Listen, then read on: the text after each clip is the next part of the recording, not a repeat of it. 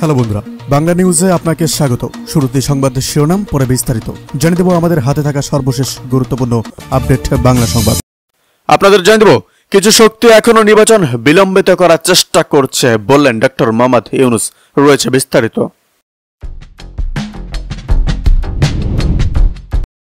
সর্বশেষ আপডেট পাওয়া যাচ্ছে, নির্বাচন নিয়ে শঙ্কা দেখছি না, তবে কিছুটা উদ্বেগহীন এরকমই বললেন মির্জা ফখরুল।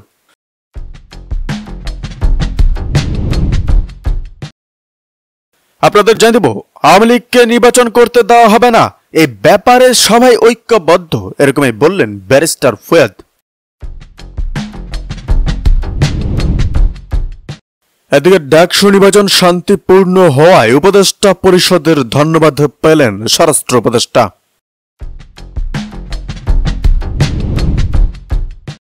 বিস্তারিত আলোচনা করব। অন্তর্বর্তী সরকার যতদিন ক্ষমতায় থাকবে তাদের দুর্বলতা তত দৃশ্যমান হবে বললেন তারেক রহমান।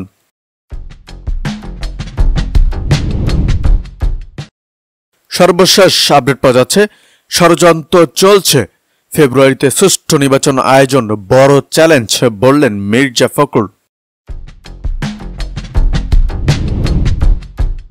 বিস্তারিত আলোচনা করব। আগামী নির্বাচনে প্রবাসীরা পোস্টাল ব্যালটে ভোট দিতে পারবে বলেন সিসি। সর্বশেষ আপডেট পাওয়া যাচ্ছে, আওয়ামী লীগ নিয়ে মোস্তফার বক্তব্য এবার তোলপাড়, মুখ খুলল জাপা।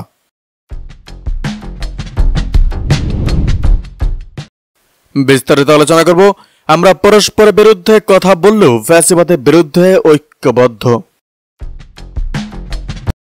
আবার মাথাচাড়া দিয়ে উঠেছে বলেন সেলিমার রহমান। বিএনপি স্থায়ী কমিটির সদস্য ও সাবেক মন্ত্রী সেলিমার রহমান বলেছেন, দেশের বিরুদ্ধে কাজ করে যারা চিহ্নিত রাজাকার খুনি তারাই আবার মাথাচাড়া দিয়ে উঠছে, এদের দমাতে হবে। এরা নির্বাচনকে বিলম্বিত করতে চায়। বিএনপির হাতেই দেশ ও দেশের গণতন্ত্র নিরাপদ, তাই আগামী নির্বাচনে সুন্দর সমৃদ্ধ গণতান্ত্রিক বাংলাদেশ গড়তে ধানের শীষে ভোট দিতে হবে। মানুষের ভোটের অধিকার ফিরে দিতে বিএনপি অঙ্গীকারবদ্ধ, তাই আমরা দ্রুত নির্বাচন চাই। আজ বুধবার বিকেলে ময়মনসিংহের নান্দাইল উপজেলার চামটা এলাকায় বিএনপির নতুন সদস্য সংগ্রহ ও নবায়ন সমাবেশে প্রধান অতিথির বক্তব্যে তিনি একথা বলেন। সেলিমার রহমান বলেন, বিএনপি এই দেশে বহুদলীয় গণতন্ত্র প্রতিষ্ঠা করেছে। জনগণই আমাদের সবচেয়ে বড় শক্তি, এটা আমরা মনে প্রাণে ধারণ ও বিশ্বাস করি। 16 বছর ফ্যাসিবাদী শাসনের বিরুদ্ধে বিএনপি আন্দোলন সংগ্রাম করেছে। খালেদা জিয়া আপোষহীন নেত্রী, তিনি কারাগারে গিয়েছেন কিন্তু কারোর সঙ্গে আপোষ করেননি। দেশ এখন ফ্যাসিবাদে মুক্ত, দেশের মানুষ এখন দ্রুত নির্বাচন চায়।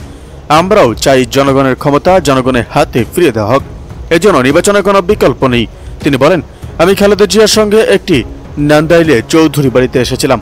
এই পরিবার বিএনপির জন্য অনেক কিছু করেছে, তাদের ত্যাগ ভোলার নয়। নান্দাইল উপজেলা বিএনপির আহ্বায়ক ইয়াসির খান চৌধুরীর সভাপতিত্বে সমাবেশে বক্তব্য দেন বিএনপির যুগ্ম মহাসচিব সৈয়দ ইমরান সালহ প্রিন্স, ময়মনসিংহ জেলা উত্তরের যুগ্ম আহ্বায়ক মোতাহার হোসেন তালুকদার এবং এদিকে ফ্যাসিবাদের মতো তামাককেও দেশ থেকে নির্মূল করতে হবে বললেন ফরিদা আক্তার। তামাক নিয়ন্ত্রণ আইনের সংশোধনী পাশ করে ফ্যাসিবাদের মতো তামাককেও দেশ থেকে তাড়াতে হবে বলে মন্তব্য করেছেন মৎস্য ও পানি সম্পদ উপদেষ্টা ফরিদা আক্তার। বুধবার বাংলা একাডেমির কবি শামসুর রহমান সেমিনার কক্ষে নারী মিত্রে আয়োজিত নারী শিশু ও তরুণদের স্বাস্থ্য সুরক্ষায় তামাক নিয়ন্ত্রণ আইন শক্তিশালী করার গুরুত্ব শীর্ষক মত বিনিময় সভায় প্রধান অতিথির বক্তব্যে তিনি এক কথা বলেন। উপদেষ্টা বলেন, আমি স্বাস্থ্য মন্ত্রণালয়কে ধন্যবাদ দেই সংশোধনীগুলো ক্যাবিনেটে তোলার জন্য, কিন্তু রাজস্ব দোয়াই দিয়ে সেগুলো পাশ করতে বিলম্ব করছে। আমরা একটি হাই লেভেল কমিটি থেকে 2টি মিটিং করেছে, কিন্তু তামাক রপ্তানির লবিং এত শক্তিশালী যে আমরা প্রতিনিয়ত পিছিয়ে যাচ্ছি। তরুণদের উদ্দেশ্যে তিনি বলেন, আমরা যখন দেশ থেকে ফ্যাসিবাদকে তাড়াতে পেরেছি, তামাক নিয়ন্ত্রণ আইনে প্রস্তাবিত সংশোধনী পাশ করে ফ্যাসিবাদের মতো তামাককেও দেশ থেকে নির্মূল করতে হবে। তিনি আরো বলেন, স্বাস্থ্য মন্ত্রণালয় আইন সংশোধনী প্রস্তাবগুলো দিয়েছে তা খুবই সুনির্দিষ্ট, যা দিয়ে তামাক নিয়ন্ত্রণ সম্ভব। আমি প্রতিশ্রুতি দিচ্ছি, আমার জায়গা থেকে আমি প্রস্তাবিত সংশোধনীগুলো পাশের জন্য যথাসাধ্য চেষ্টা করব। সবাই জানানো হয়, বিদ্যমান তামাক নিয়ন্ত্রণ আইন 2005 বিশ্ব স্বাস্থ্য সংস্থার ফ্রেমওয়ার্ক কনভেনশন অন ট্যাবাকো কন্ট্রোল এবং আরো অনেক কিছু। এদিকে বিশ্বমঞ্চে ভবিষ্যতের নেতাদের পরিচিতি করতে জাতিসংঘে যাচ্ছেন 4 রাজনীতিক, যাদের হাত ধরে আগামী বছর গণতন্ত্রের নতুন যাত্রা শুরু হবে বাংলাদেশে, তাদেরকে বিশ্ববাসীর সামনে উপস্থাপন করতেই সফর সঙ্গী করা হয়েছে প্রধান উপদেষ্টা জাতিসংঘের সাধারণ পরিষদের অধিবেশনের বহরে। গণমাধ্যমকে এমনটা জানিয়েছেন প্রেস সচিব শফিকুল আলম। রাষ্ট্রবিজ্ঞানীরা বিষয়টিকে দেখছে ইতিবাচক হিসাবে। এমন ঐক্যবদ্ধ সফর বার্তা দেয় দেশের স্বার্থে সব রাজনৈতিক দল এক আছে। অন্তর্বর্তী সরকারের প্রধানের দায়িত্ব নেওয়ার পর দুইবারের মতো জাতিসংঘ সাধারণ পরিষদে যোগ দেবেন ডক্টর মোহাম্মদ ইউনূস। বৈশ্বিক নেতাদের এই সম্মেলনে এই বছর প্রধান উপদেষ্টার সঙ্গে থাকছে বিএনপি মহাসচিব মির্জা ফখরুল ইসলাম আলমগীর, তারেক রহমানের উপদেষ্টা হুমায়ুন কবির, জামায়াতের নায়েবে আমির ডক্টর সৈয়দ আব্দুল্লাহ মোহাম্মদ তায়ের ও এনসিপির সদস্য সচিব আক্তার হোসেন। সরকার ঘোষিত নির্বাচনের সময়ক্ষণ যখন ঘনিয়ে আসছে, জুলাই সনদ আর পিআর নিয়ে রাজপথে কয়েকটি রাজনৈতিক দল। এমন বাস্তবতায় রাজনৈতিক দলের শীর্ষ নেতাদের এক সঙ্গে নিয়ে নিয়োগে নেওয়ার উদ্দেশ্য কি?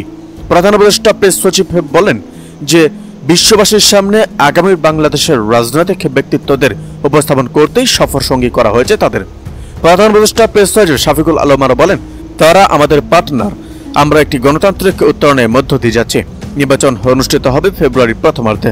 এরপরই আমাদের দায়িত্ব শেষ। নির্বাচনে যারা মুখ্য রাজনৈতিক শক্তি, যারা আন্দোলনে ছিল এবং গণতন্ত্র পুনরুদ্ধারে ভূমিকা রেখেছেন, তাদেরকে বিশ্ববাসীর সামনে উপস্থাপন করা হচ্ছে। ঢাকা বিশ্ববিদ্যালয়ের রাষ্ট্রবিজ্ঞানের এই অধ্যাপক বিষয়টিকে সময়োপযোগী সিদ্ধান্ত হিসাবে দেখছেন।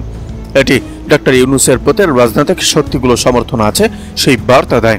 ঢাকা বিশ্ববিদ্যালয়ের রাষ্ট্রবিজ্ঞান বিভাগের অধ্যাপক কাজী মোহাম্মদ মাহবুবুর রহমান বলেন, সাম্প্রতিক সময়ে রাজনৈতিক দলগুলোর মধ্যে যে বিভেদ লক্ষ্য করা গেছে, সে বিভেদটা যাদের কেন্দ্র করে তাদের প্রত্যেকের কিন্তু প্রতিনিধি এখানে রয়েছে।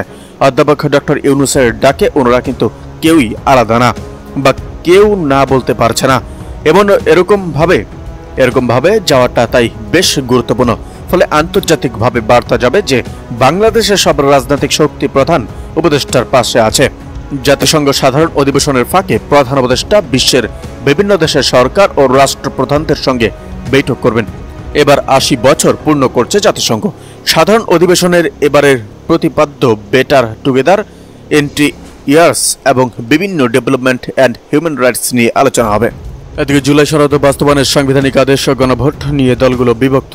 জুলাই সনদ বাস্তবায়নের প্রস্তাবিত সাংবিধানিক আদেশ ও গণভোট নিয়ে দেশের রাজনৈতিক দলগুলোর মধ্যে আবারও মতবিরোধ দেখা দিয়েছে। কেউ এটিকে একটি সংকট নিরসনের পথ হিসেবে দেখলেও কেউ কেউ মনে করছেন এটি নির্বাচিত বিলম্ব করার কৌশল এবং নতুন বিতর্কের জন্ম দিতে পারে। রাজধানী ফরেন সার্ভিস একাডেমিতে জাতীয় ঐকমত্য কমিশনের সঙ্গে রাজনৈতিক দলগুলো বৈঠকে এই বিভাজন প্রকাশ্যে আসে। সেখানে বিশেষজ্ঞদের মতামত তুলে ধরেন অধ্যাপক আলী রিয়াজ। তিনি বলেন, বিশেষজ্ঞরা মনে করেন এটি কনস্টিটিউশন অর্ডার বা সাংবিধানিক আদেশের মাধ্যমে অন্তর্বর্তী সরকার জুলাই সনদের 22 দফা বাস্তবায়ন করতে পারে। এই আদেশ সঙ্গে সঙ্গে কার্যকর হলেও পরবর্তী নির্বাচনের দিন গণভোটের মাধ্যমে তা জনগণের অনুমোদন পেলে সেটি রেট্রোস্পেক্টিভলি বৈধতা পাবে। এদিকে সংবিধান আদেশ জারির সুপারিশ করতে পারে কমিশন, বলেন আলী রিয়াজ। বিশেষজ্ঞদের থেকে পাওয়া মতামত অনুযায়ী জুলাই সনদের সংবিধান সংশ্লিষ্ট সুপারিশগুলো